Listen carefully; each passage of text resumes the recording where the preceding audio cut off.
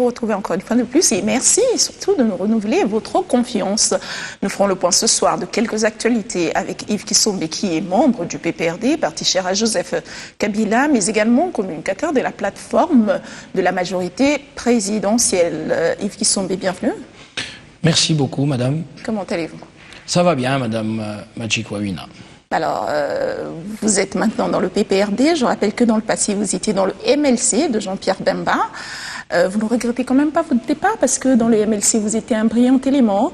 Et maintenant que vous êtes dans la MP, on a comme l'impression que vous êtes englouti. Quel est votre apport dans ce parti du chef de l'État, mais aussi dans la plateforme? Non, je crois que la vie politique, c'est comme la vie normale, hein. Il y a des étapes. Je suis épanoui au PPRD où je suis un militant, un cadre actif. Mon apport est essentiellement axé sur la communication politique, sur la communication politique de terrain, mais dans les médias aussi, évidemment.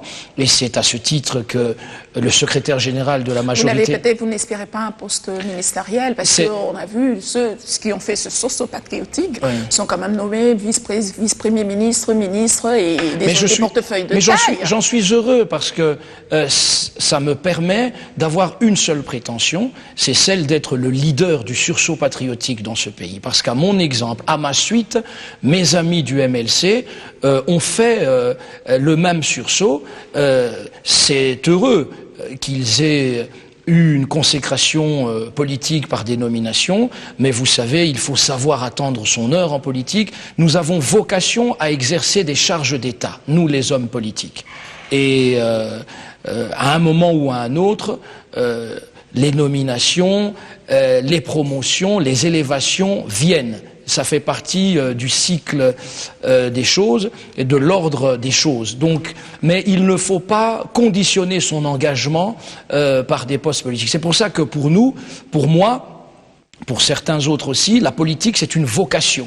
La vocation de servir m'habite depuis tout jeune, donc je ne peux pas déterminer mes lignes politiques, mes options politiques sur la seule base des opportunités de poste ou quoi que ce soit. Est-ce que vous êtes communicateur de la MP, membre du PPRD et leader du sursaut patriotique. Et leader du sursaut patriotique. Comment interprétez-vous les réalisations récemment du gouvernement, l'hôtel du gouvernement, l'aéroport, le tour de contrôle, etc. Est-ce que ça ne fait pas partir de calculs politiciens? Ce sont des réalisations gouvernementales programmées. Il n'y a pas de calcul politicien. Le président de la République est dans un élan de reconstruction nationale à la tête de laquelle il se trouve depuis de nombreuses années maintenant. Hein. Et donc il y a un temps pour tout. Il y a eu un temps pour la réunification, la pacification qui s'est poursuivie et qui est en train de s'achever, la démocratisation du pays. Il y a un temps pour la reconstruction.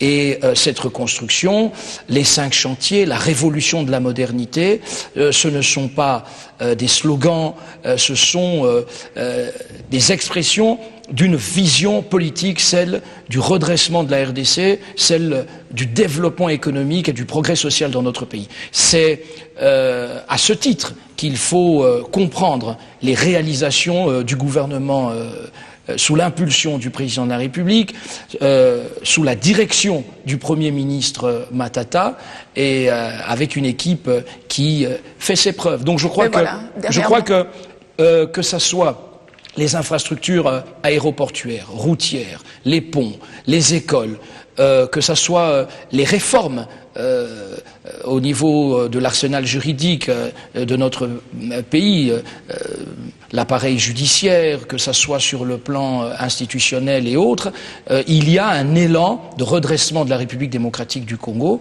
et j'aime autant vous dire que je considère que cet élan est bien plus important que j'allais dire, la normalité immédiate du processus électoral. Mon sentiment personnel est que le développement du pays, c'est plus urgent que les élections. Mon sentiment personnel, Ok, c'est qu'on pourrait, et je suis d'accord avec... On va parler voilà, des élections. Dernièrement, parmi les réalisations, le chef d'État a été réceptionné les 18 locomotives, si je ne me trompe pas du nombre, mais ces derniers a un problème de manque de carburant et de lubrifiant. Combien de temps est-ce que la Banque mondiale va toujours rester au chevet du gouvernement Mais je ne vais que paraphraser ici le premier des communicateurs de la majorité, qui est le ministre de la Communication, même s'il y a un volet institutionnel, mais c'est aussi dans le travail politique que nous faisons notre communicateur en chef. Le ministre Mende a très bien répondu sur la question. Ce n'est pas Chamandé-vous ? Non, je pense que sur le plan politique, c'est bien sûr le porte-parole de la majorité, mais je parle de l'équipe des communicateurs. On peut compter le ministre Mende comme un brillant communicateur. Qui ne fait pas partie du PPRD. Oh, allez, non, il est de la majorité. Ce n'est pas ma question. Non, ce que je voulais vous dire, c'est que je reprends ces propos ici, qui ont été dits très officiellement, parce que je les fais miens. Les 18 locomotives, les nouvelles locomotives qui sont arrivées, sont un pas. Il faut d'abord faire un pas. On n'a nulle part prétendu qu'il suffisait que des locomotives arrivent pour que toutes les questions de logistique et d'infrastructure soient réglées.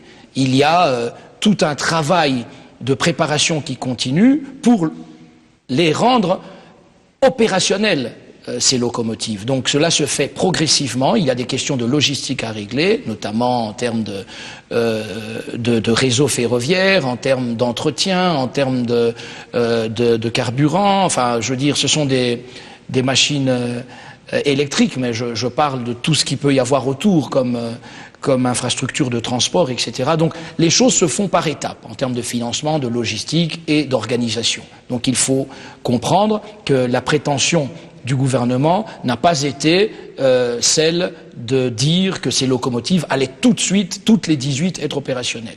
Donc il faut prendre le temps d'organiser, de finaliser les choses. Mais elles ne seront pas du tout opérationnelles parce qu'il y a un problème de carburant pour toutes les 18 et de lubrifiant. Allez, on va parler de l'actualité. Non, ne dites pas ça. Le gouvernement ne fait pas les choses à la légère. Ces locomotives vont être opérationnelles et quand même il y aurait des problèmes, il y a toujours moyen de régler ces questions-là, mais sachez que sur le fond, le plus gros est fait et que le reste est une question de temps et d'organisation simplement, de logistique. Il n'y a absolument aucun problème de fond là-dessus. Allez, on va parler de l'actualité aujourd'hui. C'est l'ouverture de la deuxième session parlementaire extraordinaire que les opposants qualifient d'inconstitutionnelle. Que pensez-vous ? Je crois qu'au-delà du débat sur la constitutionnalité d'une session extraordinaire, il y a la question de la nécessité du travail parlementaire en ce moment. Moi, je ne vais pas entrer dans ce débat parce que je crois que les règles sont précises. Si une session... Est-ce que c'est inconstitutionnel ou pas ? Je ne le crois pas. Et je ne le crois pas. Bien, parce que dans un cadre bien déterminé, qui est celui de la réactivation d'un travail sénatorial inachevé, je pense que les choses sont tout à fait conformes au règlement intérieur et à la Constitution. C'est tout ce que je peux vous dire. Donc le travail qui va se faire au niveau du Sénat est conforme à l'esprit, à la lettre de la Constitution, mais aussi au règlement intérieur du Sénat et aux us et coutumes parlementaires. Je crois qu'il n'y a pas de problème de fond là-dessus. Mais alors, quelle est votre réaction en ce moment où les sénateurs, les membres du MLC boycottent cette session ? Je pense qu'ils ont des lignes politiques qui sont les leurs, les lignes politiques qui sont celles de retarder le plus possible les avancées en termes de développement économique et de progrès social dans notre pays, qui sont celles de mettre dans la tête des Congolais des idées antipatriotiques, de cassure de l'image de symbole de l'unité nationale du président de la République, qui sont voilà les lignes politiques de l'opposition radicale dans notre pays, qui sont celles qui consistent à faire croire aux Congolais que toute modération, que toute valeur républicaine doit être combattue au profit d'un radicalisme qui les conduit à considérer que l'alternance ne viendra que par la violence. L'alternance ne viendra que par des troubles dans le pays. Mais je crois que quand les gens boycottent, ça n'a rien à voir avec la violence. Alors, où se trouve le problème en ce qui concerne la passation de cette annexe loi de répartition de sièges? Où se trouve le problème? Est-ce que le problème n'est pas juridique, technique, et non l'atteinte du quorum qu'a déploré les sénateurs? Non, je crois qu'il ne faut pas sombrer dans un juridisme stérile. Hein. La question n'est pas tellement juridique, à mon avis. Hein. Des annexes, si on les considère comme partie intégrante, hein, comme le préambule de la Constitution qui fait partie intégrante de la Constitution, on ne va pas s'engager dans un débat juridique stérile. Donc là, il n'y a pas de problème de fond, à mon sens. Le problème est celui du quorum qui n'a pas été atteint. Il ne s'agit pas d'un rejet du projet. Mais justement, est-ce que c'est parce que le problème se pose au niveau du fait que le quorum n'était pas atteint, ou ça se pose au niveau technique et juridique? Je vous donne mon sentiment. Le problème n'est pas juridique parce que le projet de loi déposé par le gouvernement, par l'entremise du vice-premier ministre Bochab, l'a été de manière tout à fait régulière et en conformité avec le caractère législatif de la matière. Donc, pour moi, il n'y a pas de problème. Sur le plan de la procédure législative, il va de soi qu'un problème de quorum s'est posé au Sénat et que les rebondissements... Mais ce problème de quorum est manœuvré par les membres de l'AMP. Il se chuchote que c'est manœuvré par les membres de l'AMP, justement, pour ne pas faire passer cette loi et empêcher la CENI d'évoluer. Dans quel objectif, pour quel projet? Je ne comprends pas bien, parce que là on entre dans les procès d'intention. Parce que vous-même vous venez de dire que les élections n'est pas aussi importante que les réalisations. Ah oui, ça c'est une prise des gouvernements. Mais justement, ça c'est une prise de position politique, oui. Vous ne parlez pas de vous parlez de l'AMP, puisque vous êtes le communicateur de l'AMP. On va dire comme ça que ce manœuvre, oui, je nuance mon propos. Ce sont des manœuvres je nuance mon propos. Qui sont manœuvrées par les membres de l'AMP, justement, pour que cette annexe de loi ne passe pas, enfin que la CENI soit bloquée pour pouvoir organiser les élections. Bon, maintenant, on peut spéculer, on peut aller de supputation. Je ne spécule pas, je pose la question. Non, mais parce que ça procède des spéculations, ce genre de raisonnement. Parce que ceux qui... Vous faites votre travail de journaliste, mais sur le plan politique, je veux dire, dans la vie politique, dans l'actualité politique, ceux qui spéculent dans ce sens-là ont le droit de le faire. Mais moi, je crois qu'il y a des choses très précises. La CENI est chargée d'organiser les élections dans notre pays.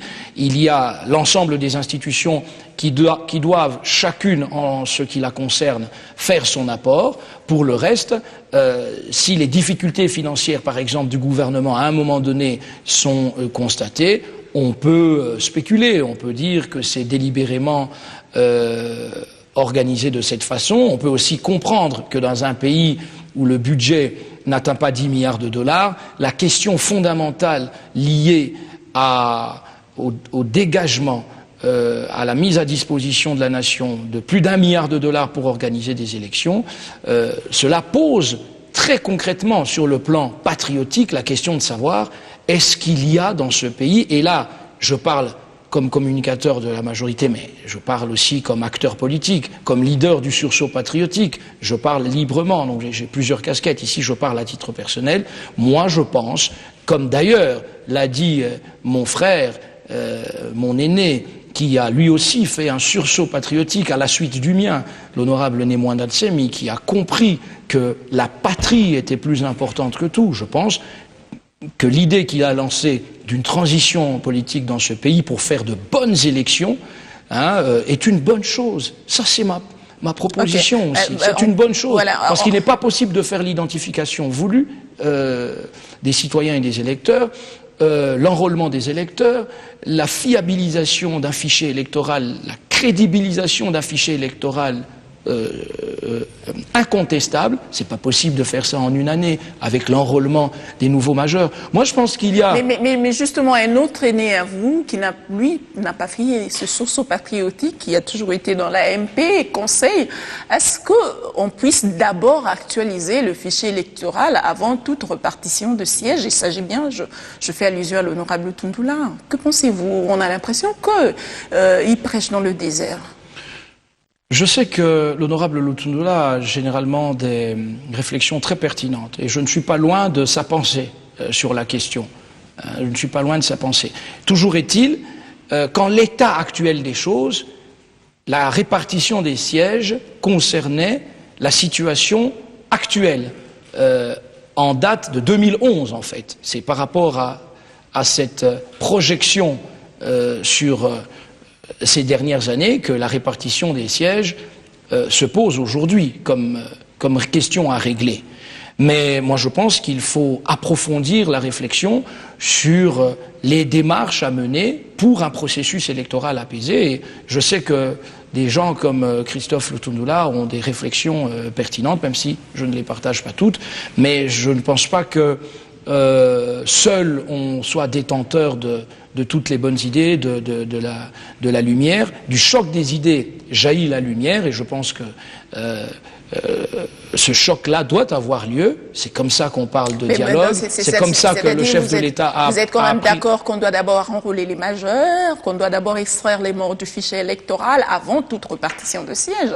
On doit aussi profondément réfléchir sur la sécurisation du processus, sur l'évacuation préventive des risques de contestation des résultats électoraux.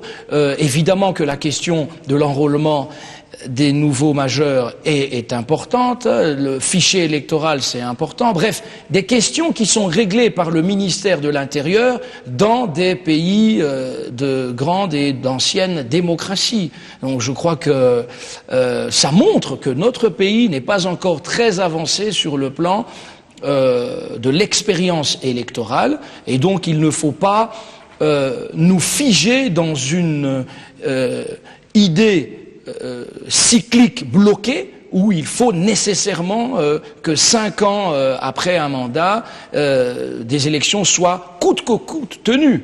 Si nous constatons qu'il y a des problèmes, au-delà de la mise en cause de tel ou de tel, ensemble, nous voyons en RDC que nous avons un problème majeur, c'est celui de la pertinence du moment pour organiser les élections. Eh bien, le dialogue en famille congolaise s'impose. Il faut que nous sachions quoi faire. Oui, on va parler du dialogue. On reste dans le contexte de cette loi puisque ça fait partie de l'actualité.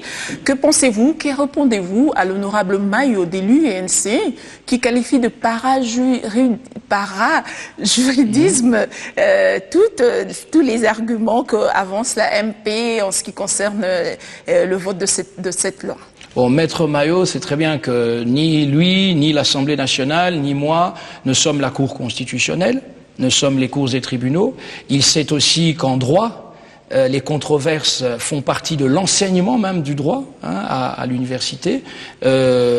On apprend à l'université aux étudiants en droit que sur telle question, il y a une partie des juristes qui pensent ceci, avec des références à des grands professeurs, à de grands juristes, et d'autres pensent autrement. Parfois, on prend deux versions, c'est ce qu'on appelle la doctrine. La doctrine, l'opinion des juristes. Donc on ne mettra jamais les juristes d'accord sur tout. Mais c'est un juriste qui parle, Maître Mayo, c'est un juriste. Oui, mais je ne suis pas moins juriste que Maître Mayo, et je vous dis, il est normal que nous soyons, il est juriste, je le suis autant, et d'autres aussi, il est normal que nous n'ayons pas les mêmes opinions, et cela sera toujours ainsi. Les juristes ne sont jamais d'accord sur l'interprétation des lois, sur la compréhension des notions juridiques. Il y a des controverses là-dessus. Donc aussi sur la matière électorale, cela ne peut étonner personne. Mais justement, on rapporte toujours avec cette situation. Et est-ce que la Constitution prévoit de lois ou des arrêtés ministériels pour cela, pour en sortir, puisque si on ne peut pas s'en sortir, il y a certainement des arrêtés ministériels ou des lois qui sont prévues en rapport. À quel sujet exactement? Par rapport au vote de cette loi. Non, c'est une matière législative, il y a la Constitution, il y a la loi électorale, il y a les mesures de mise en œuvre de la loi électorale qui pour partie relève du gouvernement. La CENI aussi doit mettre en application certaines dispositions de la loi électorale, etc. Donc je crois qu'il y a un travail législatif et réglementaire, mais au-delà, il y a surtout des options politiques à lever, des options politiques majeures. Et on en revient là. Tout ce dont on discute à propos de lois sur la répartition des sièges, à propos du fichier électoral, à propos de l'enrôlement des majeurs, ce sont des questions qui concernent des options politiques fondamentales. N'oublions pas que les membres de la CENI viennent de la classe politique et de la société civile. Donc il faut à un moment donné, parce que les élections concernent la vie de notre nation, il faut à un moment donné que l'on sache quid de ce qui doit être fait aujourd'hui et demain. Et le temps passe, on tourne un peu en rond. Je crois qu'il est temps de lever l'option d'une grande interrogation à l'ensemble des Congolais, à travers les représentants de la classe politique, de la société civile, c'est le dialogue, il faut que l'on sache. Parce que là, nous allons droit dans le mur, quelque part. On ne pourra pas avoir ces élections en 2015, 2016, dans l'apaisement généralisé avec tout le débat qu'il y a autour. Hein. Et aussi longtemps que vous aurez des acteurs politiques dits républicains, ou qui soi-disant républicains, mais qui considèrent comme normal le refus de répondre à une invitation du président de la République, là vous entrez dans la violation de l'esprit de la Constitution. Mais voilà. Voilà. Et donc, parce que nous sommes tous d'accord que le président de la République représente la nation. Mais puisque vous parlez déjà du dialogue, oui. Le président de la République représente la nation. Ça, nous sommes tous d'accord avec ça. Et la Constitution, cette Constitution qu'ils brandissent à tout moment, hein, et que nous appelons tous à son respect, n'est-ce pas? Cette Constitution nous dit que il y a un symbole de l'unité nationale. Vous voyez, il y a un symbole de l'unité nationale, et c'est le président de la République. On va carrément parler du dialogue, puisque voilà. Vous me précédez. Plus de 2 mois après les consultations présidentielles en rapport avec le dialogue, il y a un silence radio. Qu'en pense-t-on dans l'AMP et aussi dans le PPRD? Moi, je vous ai souligné ici mon penchant pour la tenue d'un dialogue. Pas votre penchant, je veux que vous parlez au nom de l'AMP. Oui, non, qu'en pense-t-on?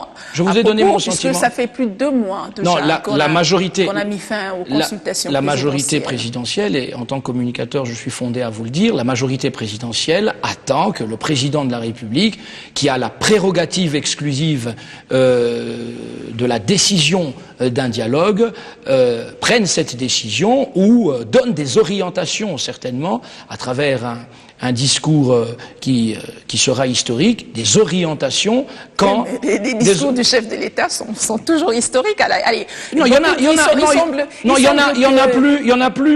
en a qui sont plus historiques, il y en a plus importants, j'allais dire, sur le plan. Est-ce qu'il est important des discours ou de passer à l'acte? Allez, il semble d'ailleurs. Non, mais vous savez qu'au commencement, il y a toujours la parole au commencement. Il semble d'ailleurs que le dialogue en question se tiendra en juin 2016, lorsque la CENI se sera avouée incapable d'organiser les élections. Ah bah, si vous avez des dons de devin, si vous êtes capable de lire l'avenir, ben, j'en suis très heureux. Mais pour ma part, je sais simplement que le président de la République fixera le moment venu la nation sur la tenue éventuelle d'un dialogue. Et ça, nous le verrons. Peut-être jugera-t-il plus opportun, plus utile de dire aux Congolais et aux institutions de la République ce que les Congolais lui ont dit à travers les consultations, et donc donner des orientations, parce qu'il est chargé d'assurer le bon fonctionnement des institutions et donc de la vie nationale. C'est en cela qu'on dit qu'il est le garant de la nation. Et donc il peut, par son autorité morale de président de la République, par son autorité j'allais dire quasi spirituelle, insuffler des orientations aux institutions de la République. Mais voilà, vous comptez sur l'UDPS, votre allié majeur pour ces dialogues, mais l'UDPS aussi a posé une condition qu'au-delà de septembre, il ne participera plus au dialogue, mais nous sommes déjà à la veille de septembre et le dialogue ne s'annonce toujours pas. Qu'allez-vous faire? Nous sommes... Avec qui allez-vous dialoguer? Nous sommes en août. Finalement. Nous sommes en août. Je crois que le souci du temps de l'UDPS pourrait être parfaitement rencontré. Qui vous dit que cela ne sera pas le cas? Nous ne sommes pas encore en septembre, Magic Wabina. Nous sommes encore en août et je crois que l'esprit de rassemblement qui est celui du président de la République agira. Je crois qu'il n'y a pas de problème à cela. Ce qui est simplement à dénoncer, c'est le fait que des républicains ne peuvent en aucun cas refuser, ils peuvent dire leurs différences, leurs divergences et leurs différences au président de la République, mais en République, on ne refuse pas une invitation du chef de l'État. C'est contraire à l'esprit de la Constitution. Et ça, les Congolais doivent le savoir. Donc, les Vital Kamere et tous les autres, pour qui j'ai beaucoup de respect. Une révélation. Et donc, oui, c'est une violation de la Constitution. Vous nous faites là une révélation. Je vous dis que alors, que dites-vous de l'action que va organiser la société civile très bientôt, justement, pour barrer la route à un troisième mandat de Joseph Kabila, puisque ça se dessine déjà, les décors sont déjà plantés pour un troisième mandat. Mais je suis fondé à vous dire que le président de la République, au terme de cette Constitution, ne fera pas de troisième mandat. Il pourrait faire un nouveau mandat, si le peuple congolais le décidait. À l'issue d'une transition, vous voulez dire? À l'issue d'une transition. Éventuellement, on est dans les projections. Si le peuple congolais veut que Joseph Kabila continue son œuvre de reconstruction nationale, parce que notre pays est un pays à part entière, qui a ses caractéristiques particulières, et au niveau international, on comprend de plus en plus qu'on ne peut plus chercher à pousser les États comme des moutons, à suivre des lignes. Chaque peuple a la capacité de s'autodéterminer, c'est un droit fondamental pour chaque peuple. Chaque pays a le droit de fixer son système politique et son système de développement. Et donc, puisque vous parlez de la particularité s'il vous plaît, de la RDC par rapport à d'autres pays, quelle est la particularité de la RDC? Est-ce que la démocratie n'est pas universelle? La démocratie est universelle en tant que système politique qui garantit les droits fondamentaux. C'est le seul système politique qui garantisse les droits fondamentaux. Mais les modalités, les particularités de chaque démocratie doivent être respectées. Aux États-Unis, ce n'est pas parce que le monde avait crié au scandale contre la non-limitation des mandats du président des États-Unis que les États-Unis ont décidé d'instaurer la limitation à 2 mandats. C'était une décision strictement américaine, du peuple américain. Et le Congrès a décidé qu'il fallait apporter un amendement à la Constitution pour limiter le nombre de mandats à 2. Ça n'est pas venu du reste du monde. Et si demain les États-Unis, si demain les États-Unis veulent lever cette limitation, ils le feront en toute souveraineté et personne ne leur dictera rien. Je vous donne un autre exemple. En Belgique, rapidement, en Belgique, savez-vous que 160 ans après la création de la Belgique, nous sommes en 1990, il a fallu, lorsque le roi Baudouin, en bon catholique, en catholique fervent, a décidé de ne pas promulguer par sa signature la loi autorisant l'avortement, parce que contraire à sa foi catholique. S'il vous plaît, la Belgique, s'il vous plaît, on va gagner le temps. Je termine juste. La Belgique a fait marcher la nation, le système politique, en conformité simplement avec le respect de la foi du souverain, et le Parlement a voté l'impossibilité de régner du roi pendant 24 heures pour que le Premier ministre puisse signer à la place du roi. Parce que c'était une particularité belge. Et si le peuple congolais veut que Joseph Kabila continue l'œuvre de reconstruction nationale au-delà de 2016, ce n'est pas un crime que de le penser. Mais justement, ce n'est pas un c'est crime ce peuple-là qui ne veut pas. Et pourquoi Joseph Pourquoi Kabila dites-vous tiendrait à tout prix Seriez-vous conserver le pouvoir? Pourquoi voudrait-il conserver à tout prix le pouvoir? Non, je peux tout de suite vous arrêter en vous disant très nettement que... N'y a-t-il pas quelqu'un d'autre qui peut faire l'alternance de Joseph Kabila dans votre famille politique? Si le peuple congolais voulait que le président de la République quittât le pouvoir aujourd'hui, il le ferait. Donc le président Kabila, je peux le dire, ne s'accroche pas au pouvoir. Et il n'a pas l'intention de s'accrocher au pouvoir. Mais la Constitution ne lui permet pas. C'est la voix du peuple. Mais je vous ai dit ici, je vous ai dit que dans le cadre de cette Constitution actuelle, le président de la République ne fera pas de troisième mandat. Il pourrait faire un nouveau mandat si le peuple congolais décidait de cela à l'issue d'un choix opéré par le peuple congolais en termes de modification de la Constitution, qui pourrait venir après une période de transition dans ce pays. Je n'en sais rien, moi je souhaite, moi, pour ma part, parce que, vous savez, nous ne sommes pas encore une démocratie consolidée, enracinée dans des traditions. Nous sommes un pays encore en cours de stabilisation. C'est pas pour rien que nous avons une mission des Nations Unies pour la stabilisation. Eh bien, la stabilisation de ce pays est liée, à mon avis, à la présence du président Joseph Kabila à la tête du pays.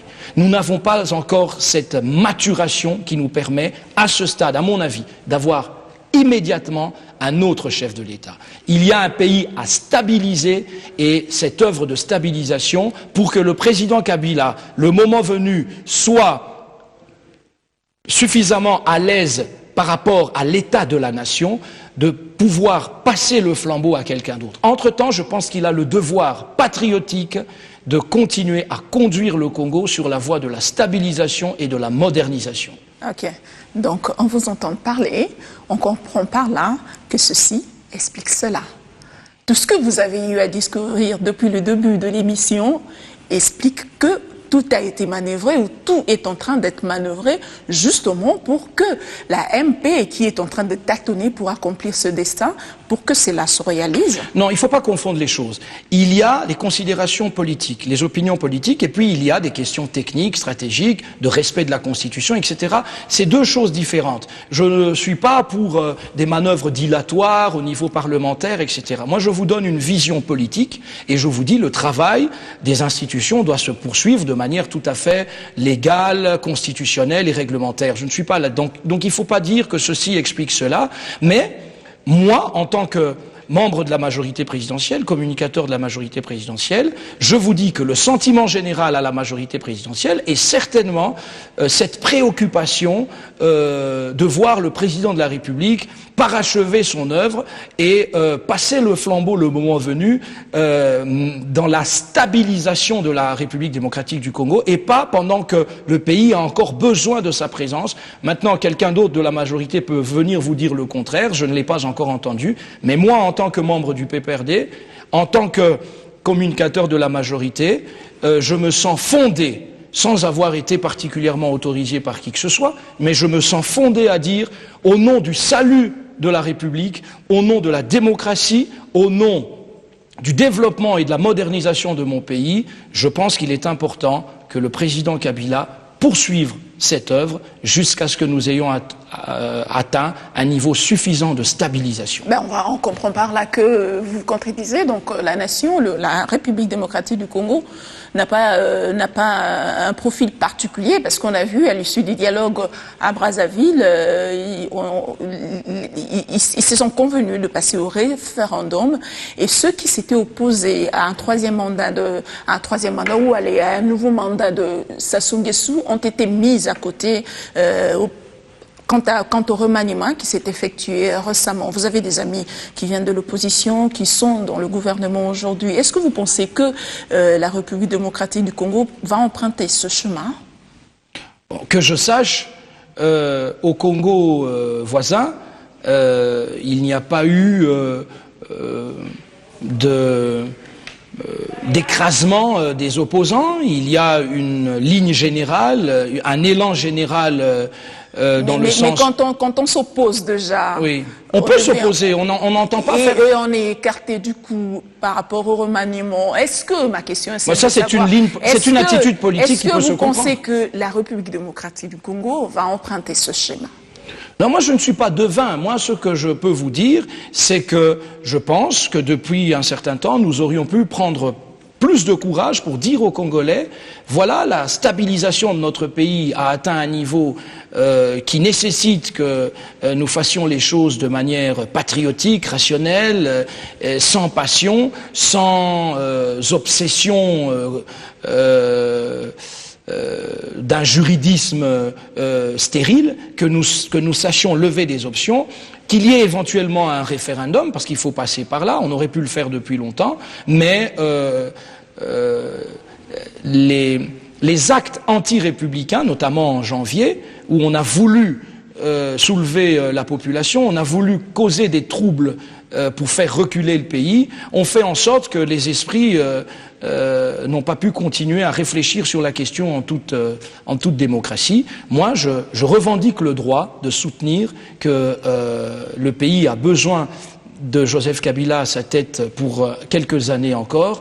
Je revendique le droit en démocratie, mais je ne le dis pas, ça c'est mon point de vue, mais je ne le dis pas en disant que si le peuple congolais pense le contraire, cela doit quand même se faire. Je dis, sous réserve bien sûr, de la volonté du peuple congolais. Et j'ai espoir que la volonté du peuple congolais soit conforme à ma vision des choses, parce que en tant que leader politique, j'ai le devoir de proposer au peuple une voie à suivre. Et la voie à suivre, pour moi, et je crois, c'est un peu l'esprit général au niveau de la majorité. C'est un peu l'esprit général. J'attends de voir quelqu'un venir me contredire de la majorité. Vous répéter, on va gagner le temps, on va parler rapidement des élections, même si vous ne voyez pas l'opportunité de celle-ci. Certaines personnes continuent quand même à réclamer un calendrier électoral harmonisé. Alors, que pensez-vous de la proposition de la CENI qui propose, est-ce qu'on puisse mettre une commission mixte, c'est-à-dire majorité opposition, CENI majorité opposition? Mais j'y suis tout à fait favorable. Je ne vous ai pas dit que je ne voyais pas l'opportunité d'organiser des élections maintenant.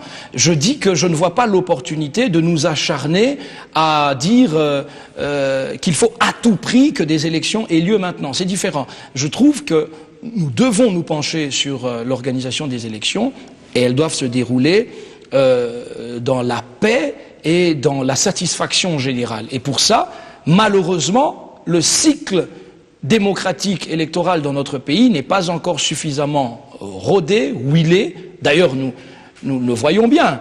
Nous le voyons bien. Aux États-Unis, ailleurs en Afrique ou dans le monde, les questions d'organisation électorale ne se posent pas dans le débat politique, parce que c'est des choses déjà réglées. Mais si nous en sommes à discuter de tout cela, c'est parce que précisément, nous avons une expérience électorale qui est encore très limitée, et je crois que même si on a cette expertise, il nous faut nous mettre autour de la table. Et la proposition de la CENI est très intéressante. Mais que pensez-vous de l'idée de postposer les élections ? Mais j'y suis favorable. Je vous dis que nous n'avons plus le temps, là, maintenant, d'organiser des élections générales dans notre pays de manière crédible. Parce que les contestations, les questions qui se posent sont extrêmement préoccupantes. Il faut soit le dialogue tel que l'éventualité se profile au niveau du président de la République, il faut que la CENI fasse aussi son travail. Le calendrier global, les questions de fichier électoral, d'enrôlement des majeurs, de sécurisation, etc., posent problème. L'opposition dans notre pays a rejeté le calendrier global qu'il avait pourtant réclamé. Il a fustigé la dernière déclaration de la dynamique de l'opposition, le dit. On vient de le dire ici, qu'elle réclame cette opposition, un calendrier harmonisé, mais allez, on est bien d'accord, vous êtes d'accord qu'il faut postposer les élections, mais alors que Mwando Simba, un cacique de la MP, lui, dit que les élections qui sont prioritaires sont les provinciales parce que, vu l'impact qu'elles ont sur les mandats de sénateurs et la désignation de gouverneurs, êtes-vous d'accord avec lui? Je comprends sa préoccupation, mais malheureusement, il n'y a pas que ça comme priorité. Il y a la priorité de la perspective aussi des élections législatives, de l'élection présidentielle. Qu'est-ce que nous disons? Est-ce que nous sommes d'accord? Les élections locales, évidemment, qui ne posent pas problème. Les législatives et les présidentielles. Mais qui vous a dit que ça pose pas problème? Moi, je suis pas. Problème. Non, certains pensent que c'est sur les urbaines, les locales et les municipales qui posent problème. Que vous êtes d'accord maintenant sur ce plateau qu'il faut poser ces élections? Non, si pour arriver à une tenue apaisée, satisfaisante pour tous des élections, il faut les postposer. Je suis évidemment d'accord parce que je ne suis pas un obsédé des élections. Moi, je suis un obsédé, si vous voulez, un fasciné du développement de la RDC, de sa modernisation, de sa reconstruction, tâche à laquelle le président de la République et le gouvernement s'attellent, n'est-ce pas? Et donc, pour moi, les élections, c'est un moyen d'exprimer la volonté populaire, la démocratie, mais ça n'est pas le seul moyen de faire comprendre la volonté du peuple. Des sondages le font, mais plus sérieusement, un référendum peut le dire aussi. Donc, je ne suis pas obsédé par la tenue en 2015, en 2016 des élections. Non, je suis obsédé par la stabilisation de mon pays, qui est toujours l'objet de la convoitise internationale. Je suis obsédé par le sursaut patriotique que tous les Congolais doivent faire en disant non à la violence, pour finalement non à la violence. Ce sursaut patriotique pour finalement se retrouver avec un seul parti, comme c'était le cas du MPR. Pas du tout. Alors, à votre avis, pas du tout. À votre avis, les paramètres financiers, techniques, juridiques empêchent-ils que les élections soient toutes, je parle de toutes les élections, soient organisées dans le terme d'ici quelques mois? Absolument, Magic Wabina, absolument, c'est pas possible. Comment donc? Mais c'est pas possible. Nous sommes. Quand c'est pas possible, c'est-à-dire que le gouvernement n'a pas prévu, alors que gérer, c'est prévoir.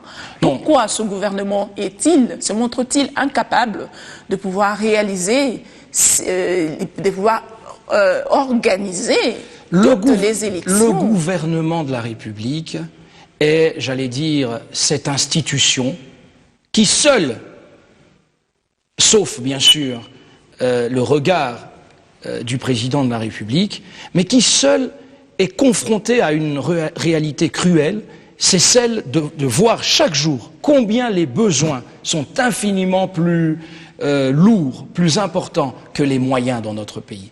Le gouvernement a les moyens. Mais il y a des réalisations. Le gouvernement a les moyens. Il y a d'autres réalisations que le gouvernement a fait qui n'étaient pas prioritaires. Par exemple, l'érection de sous-bâtiments qu'on appelle intelligents, avec le montant, la facturation de ce bâtiment, le gouvernement aurait pu organiser quelques élections, affecter ce moyen à la CENI pour les gens doivent prendre un cours de droit des finances publiques, les gens doivent prendre un peu des leçons de cours de finances publiques et de budget de l'État pour comprendre qu'un gouvernement, c'est une institution souveraine qui a la capacité de manœuvrer dans les lignes budgétaires classiques, tout comme de faire des dépenses extra-budgétaires. Ce n'est pas inimaginable dans un... Je ne dis pas qu'il s'agit nécessairement de telle ou telle dépense, je n'ai pas vu le détail, mais je vous dis que les marges budgétaires d'un gouvernement comprennent aussi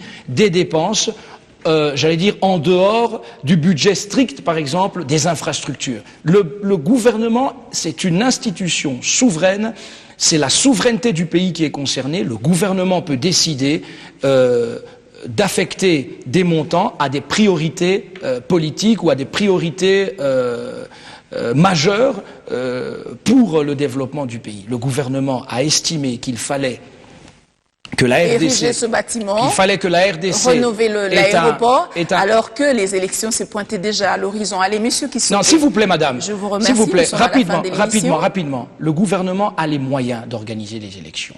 Mais le gouvernement de la République a le devoir de poser au peuple congolais et au chef de l'État ainsi qu'à la nation la question de l'opportunité du déblocage de plus de 10% du budget national pour des élections. La question, c'est de savoir qu'est-ce qui est prioritaire? La santé, l'éducation, les infrastructures ou l'immédiateté des élections? Et je suis favorable, moi, à l'idée que le développement, la modernisation sont bien plus bienfaiteurs pour le peuple congolais que la tenue immédiate des élections, sur laquelle nous devons nous pencher. Les élections, nous devons nous pencher sur ces questions pour que on les tienne, mais dans un délai raisonnable, peut-être dans...